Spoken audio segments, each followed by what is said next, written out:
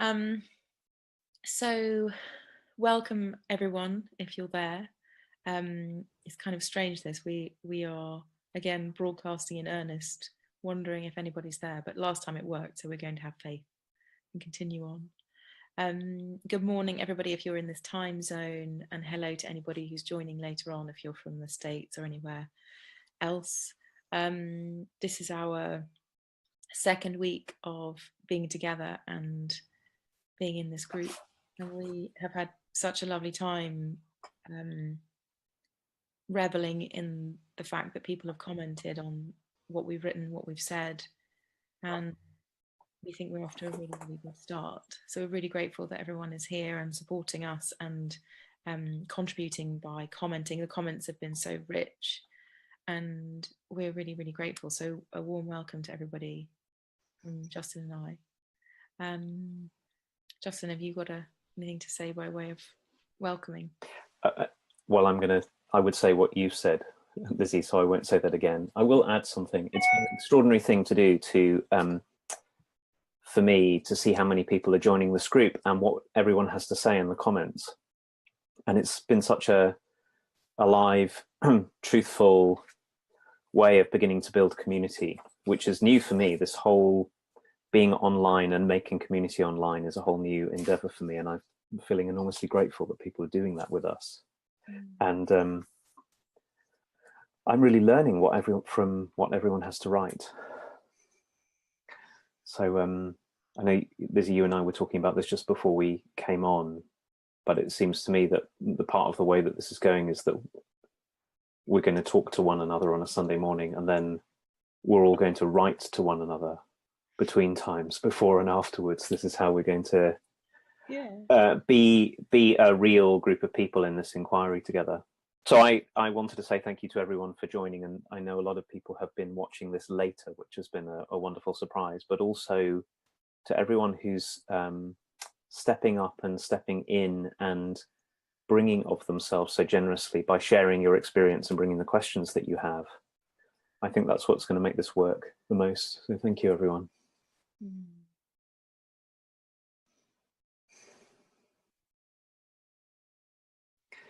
you want to get into this topic of the week, Lizzie? Let's do it. Okay. So the way we've been doing this is that in week one, it was my role to choose something that we would read and study and talk about together. And in week two, it's been Lizzie's. And because Lizzie chose this week, I'm going to read it. And so far, you'll have seen that we've been picking things that we've written, which may be part of the plan some of the time. And I suspect that what we'll also do is extend our reach into much wider fields as we go. But it feels very precious to be able to bring all of you work that we've been up to and questions that we've been in the midst of. So I'm really pleased to get to read this very beautiful piece that Lizzie wrote. Lizzie, you wrote this for this. Yeah, I did. Right? This is new. This is not some work pulled up from the Lizzie Wynne archives or something. It's a new piece. And I know that this came from some conversations that we've been in, and also conversations that have been brought to us from people who are already in this group. So it's called The Longing for Realness. As we commute with our hair washed and our smart clothes on, nothing is truly hidden of our flailing marriages, our domestic madness, our financial ruin, our anxious bodies. Because we ourselves can see it and feel it, even if we've become expert at hiding away and letting it all fester in our bodies and homes. We get so lonely in our own small worlds of circles upon circles of self-criticism, questioning, and confusion. Compensation, defensiveness, self-absorption. We look good like we should, function well as the world tells us to do, and mostly inside, there's much occurring that doesn't get to the light because keeping up appearances is safer in our world than being straight and honest. What if we've got it horribly wrong? What if our humanity has a requirement to be joined by other humanity, to remove the shame of our messed up minds, hearts, and bodies? What if our dark bits are there calling us to bring them to the light, and we keep shutting them in until they make us ill and until they make the world ill? What about us is really unacceptable? In truth, the full spectrum of our appearance is acceptable, of our experience is acceptable. I'm going to read that whole part again. In truth, the full spectrum of our experience is acceptable. Surely it has to be. Here's to a world where we are each other's acceptance as well as our own. A world where looking like we've got our shit together is less valued and approved than being real, vulnerable, disclosive, and open. So interesting, Justin, having you read something that I've written. I don't think that's ever happened before. I mean, at least you haven't read it to me. Mm-hmm. And that's quite something. It's kind of sparking all kinds of ideas about how we might be less hidden through having other people bring the thing that we have brought, because it's quite a private thing, writing, in a way, isn't it? I'm noticing in this moment, like hearing you say the words to me that came out somehow of my fingers on my heart. It's like it somehow makes it quite real that there's something that I've written, and I have all, you know, all kinds of things and going on about being invisible and not wondering whether I even exist in the world sometimes. And so to have you say some words that I am very familiar with because they somehow originated here, it's a really beautiful experience. So I'm really grateful. And it feels like so I wrote this because I was on a train and there was a man behind me, and the train got so more and more packed, and this man behind me I could feel was somebody who found it very difficult to have people in his personal space. And I was right next to him, and all these people were kind of crushing me closer and closer to him. And I was thinking, oh, like, we really can't handle this. And yet everyone was just kind of keeping up whatever the train commuter way of being is, which is to not look at one another and not say anything. And yet so much was going on in that one carriage that I could see. And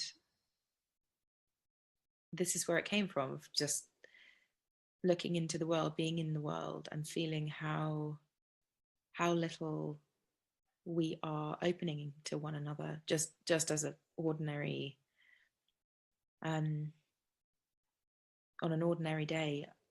I got to wonder, like, really how much any of us are sharing with one another. And I happen to be like super privileged and have people like you and my sister, and you know, all the people in Third Space and the people that I do coaching with, and you know, I have all those experiences, and yet lots of my life is not like that too. Like I go to London often on the train. I'm in amongst the crowds of the world, and I have neighbors in my street who aren't in those kind of relationship with me. You know, there's lots that isn't like that. And I was really feeling that gift of what it means to be in community and to share. And I think this group is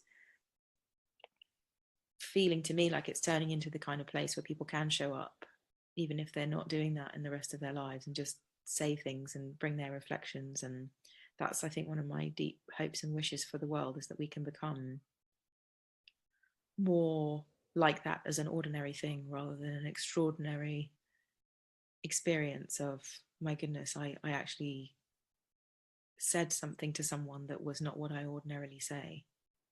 So I think that's where this came from, is that there's a real deep longing for our work as well, Justin, to be in the world so that we can propagate this more, that the people connected to us can propagate this more. And I think it really links into your topic, Justin, of not hiding anymore.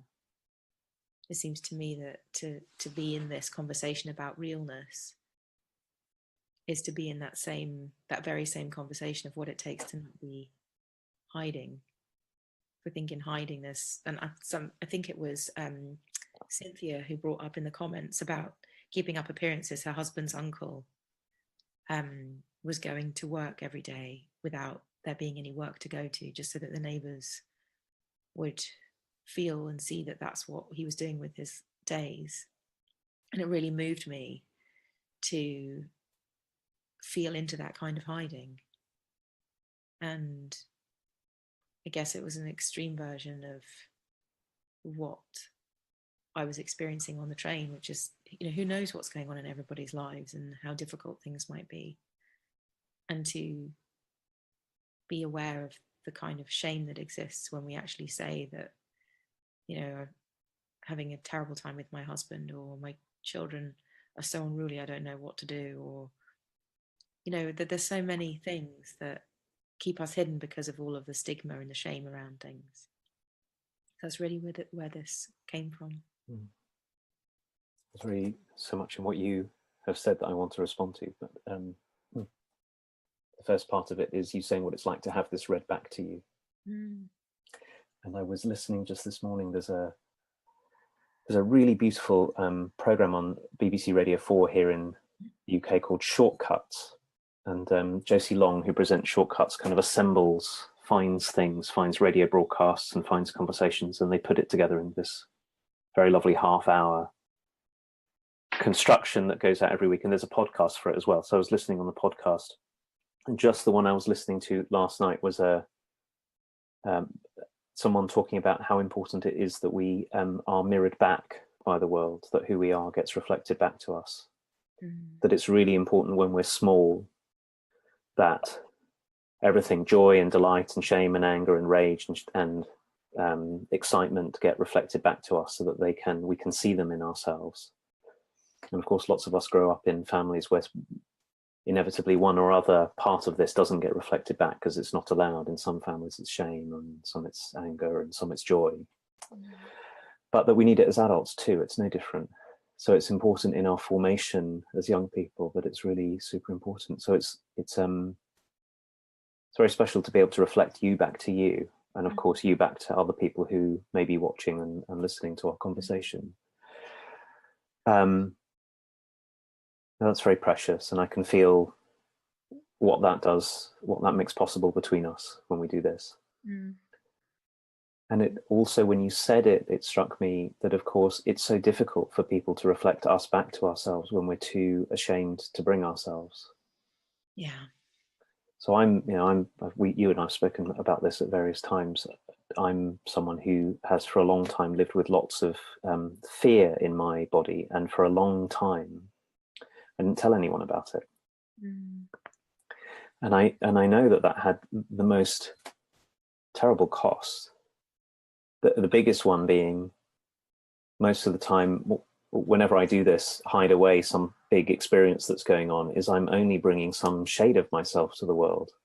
So only tiny sliver of me is in relationship, and only some tiny part is being reflected back. And one of the things I've learned about this, and you say this in what you wrote, and I can't remember exactly what you said, but it really struck me when I was writing this, is that it can make us ill, which I think it did with me. I think a big part of the root of a pretty serious illness brief illness I had a few years ago arose from this. And there's something about us human beings with the kind of bodies that we have, that we really, really need truth. Yeah.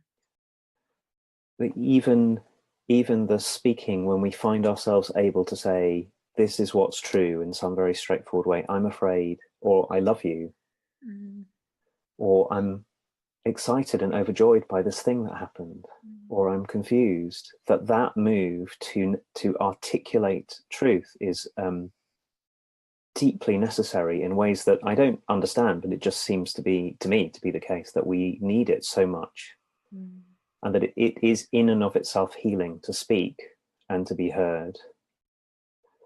And what a tragedy it is that most of us have grown up in a wider culture that seems so committed to not that.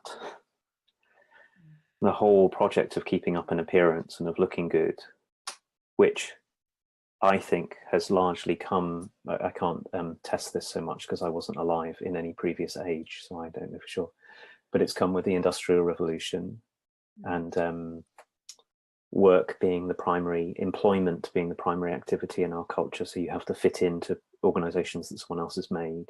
And it's come to us with the whole project of consumerism and marketing, which keeps on showing us lives that we apparently ought to have that aren't our lives. That's the whole thing that generates buying. But all of a sudden now we're surrounded at every moment by examples of how our imperfect, fear-filled, joy-filled, chaotic, confusing lives are apparently not the kind of life that one ought to live. So it's no wonder that we're so afraid of showing ourselves, or like I'm so struck by what you said about the people on the train. Of course, when we can't, it struck me as you were talking, Lizzie, that when we can't contact and bring out into the world that in us, which is vulnerable and confusing to us, then it's really difficult for us to be in contact with that in other people. So as we carve off parts of ourselves or hide off parts of ourselves, we also narrow our capacity to be kind, just basically kind and available to people, narrows at the same time. And so you can have a whole train carriage where there's someone in distress, and I've been in train carriages like this too, someone's in distress, and the rest of us, and I include myself because it's so easy to get swept up in this, are like, well, there's nothing going on here. How easy it is to go that way. Yeah. Justin, obviously there's so many things you just said there that I also would love to respond to each and everything, but the thing that's really striking me is that we deeply want to be seen, and yet you were saying that we're not allowing the parts of us to come forward that would have us be seen at the same time as us really wanting to be seen. And what a kind of complexity that is about being a person. You know, unless we're revealing anything, of course, how could another being see us unless they were like hyper attuned and psychic or something? You know, we're left in a kind of, I really want you to see me, but I'm not going to show you anything so that you can dynamic. And so part of this is this kind of gift that's afforded to us by feeling safe enough to reveal what feels true and what feels like our experience, and having other people be revealing enough of themselves also so that they can recognize what we're saying. And I think that's really the essence of why I love the work we do with our coaching so much, is because our journey in our own process, in our own unfolding, is completely connected and not separate from the way we can be with other people. And it's in service of that, as well as our own well-being, just as a mother or a wife or a husband or a co-worker. There's a way that my own unfolding is the deepest determinant of what I can be with in that spectrum of another person's experience, wounding, trauma, joy.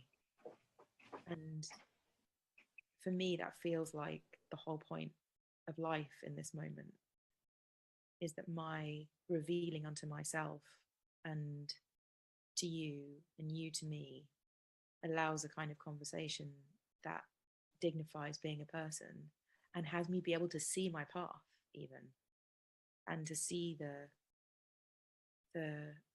what life is really for, and this unfolding of being a human being and how rich it is. And yet we hold ourselves away from that every time we don't tell the truth about something, or we feel shamed, or we feel like we have to keep it in on ourselves. And I do this all the time. My personality mechanism goes, listen, just don't tell anybody about it and hunker down and sort it out yourself. You know, I have such an independence narrative that just goes, just turn back towards yourself. Don't tell anybody what's going on, sort it out, and then nobody ever has to know, and it's all going to be fine. You know, I feel that so strongly, and yet I know and feel the grace and the blessed um, feeling of turning towards someone else and saying, please, can you help me? Please, can you support me? You might not be able to do my tax return for me, but I can tell you how ashamed I am that I can't do it myself. And in that moment, I don't have to feel so alone and so stupid and um, inadequate that I'm not matched for this world in terms of the skills that I have to do maths, for example. I mean, that's a real example for me. Um, so I'm feeling in this moment that the magic of the gift we are to one another and the practices that we might have to open up into each other's lives and to be revealing of what feels true, what's in our experience, and that we can create these containers like this group even, or the work that we do in our coaching work, where we're facilitating and holding this intention for safety, that people can reveal themselves into one another, that our paths become visible rather than just these circles and circles of self-criticism and self-annihilation that we're in. And the togetherness of it feels so crucial. There's a beautiful line in a David Whyte poem where he says, your great mistake is to act. I'm not going to get this exactly right, but your great mistake is to act the drama of your life as if you were alone, which is the mistake I make too most often. And like you're saying, there's something in what you're saying, Lizzie, that it strikes me that when we learn to bring ourselves to say basic truth about ourselves, like I'm ashamed, the beautiful thing is we can get met by others. But as long as I have we have a different personality to you, but has a same, it can be very easy for me to fall into the same pattern, and my pattern can go, if I bring my own trouble and my own messed upness and my own confusion, then it will be burdensome to other people, it will frighten them. And so I ought to work on it myself and present the facade of being completely together, because that's a way to take care of other people. It's very well intentioned in one way, but actually it turns out that bringing people who I love and who love me the truth is so much deeper act of care. And one way in which it's a deeper act of care is it includes all of us. So yes, sometimes it's a bit shaky. The truth is, it can be a bit shaky if someone's been relying on me to be reliable, and I say to them, I'm just not, I don't even know what to do here. So there's no sort of simple utopia that bringing something to somebody and they just go, oh, I'm so glad you told me this. This is so untroubling for me. But sometimes we have to do some settling into this together. But it's a turning towards, it really is, I hadn't thought about this until this is where we get to turn towards other human beings and make it possible for them to turn towards us. And I was wanting to ask you whether you thought, one of the requests that we had for these conversations since we did the first one was that maybe we can say something about practices that might help people. That any of us, and I'll just say a tiny bit what I mean about practices. I'm meaning something that it's possible to do again and again, either alone or with others over time, that builds the kind of, in this case, deep openness and truthfulness and reciprocal relationship with others that has the possibility of us and the kind of skills it takes to enter into that. I was wondering, Lizzie, if you have any thoughts just immediately about what kind of practices maybe you found helpful when you've wanted to work with this. I just have to say something burning though, Justin, as you were talking. At the moment there's this big wonderful movement about men's mental health in the UK going on, where comedians and well-known people are speaking about their process and what it's like to be a man in the world. And the thing that you just said, which was, when I'm supposed to be the one responsible and I'm feeling shaky, I feel like I'm protecting people by not telling them. I feel like there's a really big thing here to do with men and women, and how there's a dynamic of, oh, I'm not sure I can really say this well, but when you, it's like when in a marriage, for example, there's, so for me, I know that when Matthew, my husband, falters in some way, there's some way that I don't allow him to falter, because I think that if he falters, we're all buggered. So I keep him, I know my place in keeping him in that place of responsibility of, because I need him to be there and I won't let him break or fall. And so there's this thing, I think, that it's not necessarily between men and women. I'm sure like all partnerships have these kind of these roles built within them. But it strikes me that as the more truthful that we can become, the more I allow myself to be present to your falling apart and not think that it's the end of the world. So I don't need you to become this kind of uber responsible person every single day more and more. If I can let go of my attachment to feeling like everything's okay, and therefore we can free one another up. I don't know if this is making any sense to you, Making but so much sense, yes. I just feel this really strongly that there's ways that the other people in our lives keep us in the role that we're in, and that what if we can become people that allow the truth to be revealed rather than holding people in the dynamic. So like when you say, look, I'm really scared, I don't say, oh, don't be ridiculous, pull yourself together, you'll be fine, just because I need you to not be scared. But I can say, so tell me more about you being scared, because there's not so much at stake if I can look at my own needs as well. Mm. That feels like a big old topic, but as you were talking, I was like, oh. I'd love to say something, yeah, in response, Lizzie, and maybe we won't take up the question of practice this time. But what you're saying, it seems to me, is why this topic is not that we're taking up this morning is not. One way you could come into this is a kind of, if I tell the truth about myself, I'll feel better, and then the world will be fine. Then I'll be fine. Like it's some kind of panacea for being okay in the world. Which I think so probably none of the topics we get into are going to be simplistic like that. That what you're drawing attention to is that as I find a way of bringing you my, whatever it is, in this case we're talking about shakiness, it calls on you, in order to be in relationship with me, you have to find your shakiness too, and not keep on covering up and demanding that I'm a particular way if this was a conversation between the two of us. And so this is for the sake of everyone, as we find ways of bringing ourselves truthfully, and also being with, here's the complexity of this. In order for me to tell you that I'm shaky, I have to be able to be okay with you being shaky, with my shakiness, which is very often what holds me back. I won't bring it because now you won't be okay. Yeah. And now your work is to bring however you are, if we're doing this well together.